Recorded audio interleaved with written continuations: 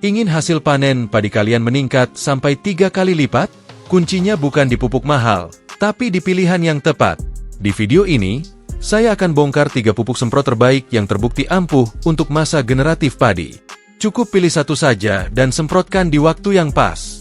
Jangan kemana-mana, karena informasi ini bisa mengubah cara Anda bertani selamanya. Selamat datang kembali di channel Giarta Tani, tempat belajar dan kumpulnya petani masa kini. Di video kali ini kita akan membahas 3 jenis pupuk semprot terbaik yang bisa kalian gunakan saat fase generatif padi, yaitu fase pertumbuhan sebelum padi berbunga dan bunting. Banyak petani salah strategi dalam pemberian pupuk. Padahal, kalau kita tahu jenis dan waktu aplikasi yang tepat, hasil panen bisa meningkat secara signifikan. Maka dari itu, pastikan kalian menyimak video ini sampai habis, karena di akhir nanti saya juga akan kasih bonus tips penyemprotan supaya lebih hemat dan maksimal hasilnya. Setelah padi melewati masa awal pertumbuhan yang disebut fase vegetatif, tanaman akan memasuki tahapan berikutnya yang sangat krusial, yaitu masa generatif.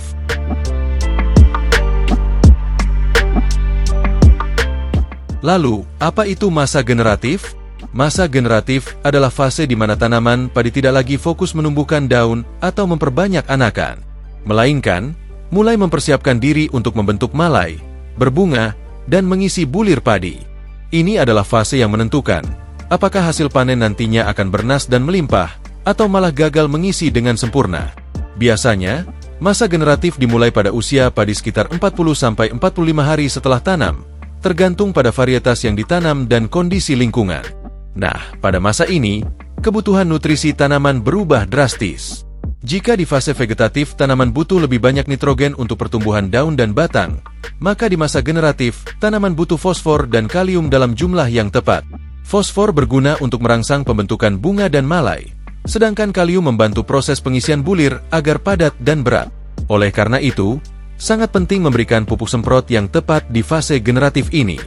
Jangan sampai salah pilih pupuk, karena bisa berdampak pada gagalnya proses pembungaan atau bulir yang kosong. 3 pupuk yang bisa menjadi andalan di masa generatif ini adalah Gandasil B, MKP, dan Saka SR. Tapi ingat, cukup pilih salah satu saja, jangan digunakan bersamaan. Masing-masing sudah diformulasikan khusus untuk mendukung fase generatif tanaman padi.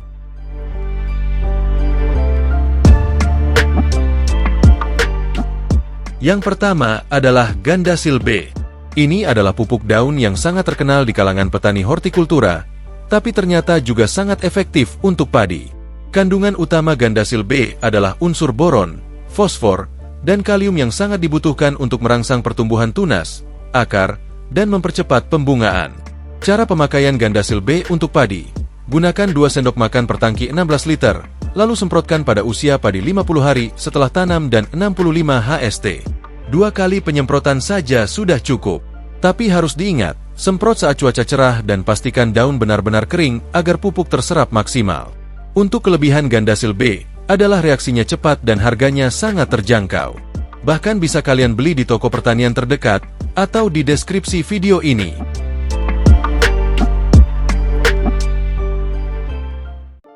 Lalu selanjutnya, pupuk kedua adalah MKP atau monokalium fosfat.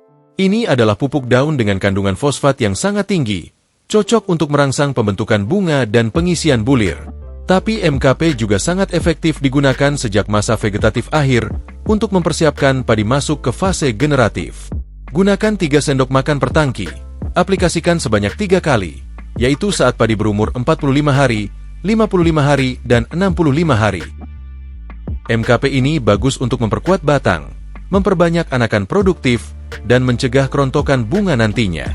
Tapi hati-hati, MKP tidak boleh dicampur dengan pupuk yang mengandung unsur kalsium karena bisa menggumpal.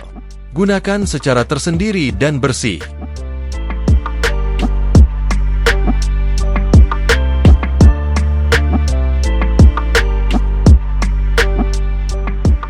Selanjutnya pupuk yang ketiga adalah Saka SR. Ini adalah pupuk generatif modern yang sebenarnya dirancang untuk mempercepat proses pengisian bulir padi, tapi juga bisa digunakan di akhir masa vegetatif sebagai booster. Saka SR dengan teknologi nanonya mengandung unsur N, P, K seimbang, mikronutrien, dan juga zat pengatur tumbuh yang membantu tanaman lebih kuat menghadapi perubahan cuaca dan tekanan lingkungan. Untuk dosisnya, gunakan 25 gram per tangki, lalu semprotkan 2 kali, yaitu usia padi 45 hari dan usia padi 60 hari setelah tanam. Efek dari Saka SR ini sangat terasa pada batang yang menjadi lebih kokoh, daun lebih hijau dan mengkilap, serta pertumbuhan malai lebih serempak nantinya.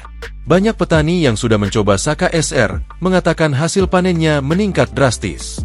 Tapi ingat, jangan campur Saka SR dengan pupuk lainnya saat aplikasi. Ini ada hal penting yang sangat wajib kalian perhatikan. Jangan gunakan ketiga pupuk ini secara bersamaan, cukup pilih satu saja dari ketiganya.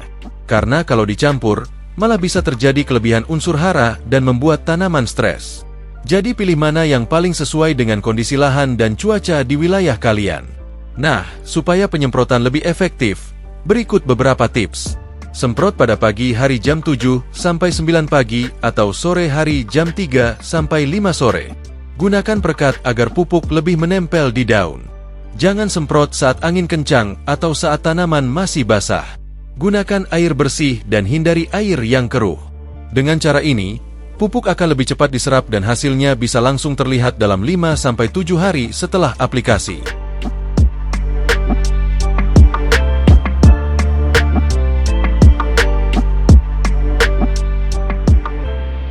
Nah, banyak petani dari berbagai daerah sudah mencoba salah satu dari 3 pupuk ini. Hasilnya anakan lebih banyak, batang lebih kokoh, daun lebih hijau, dan yang paling penting, hasil panen naik 2-3 kali lipat. Beberapa petani bahkan hanya menggunakan 1 kali pupuk semprot di usia 50 HST dan sudah melihat hasil yang luar biasa. Jadi, kesimpulannya, gunakan pupuk semprot hanya saat diperlukan. Pilih satu dari 3 pupuk terbaik, Gandasil B, MKP, atau Saka SR. Ikuti dosis dan waktu aplikasi dengan disiplin.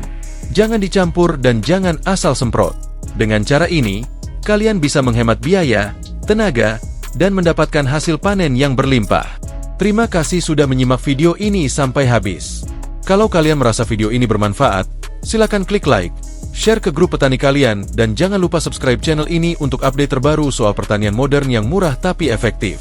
Kalau ada pertanyaan atau ingin request topik lain, silakan tulis di kolom komentar. Sampai jumpa di video berikutnya. Kami segenap kru Giarta Tani yang bertugas undur diri, dan salam sukses petani Indonesia.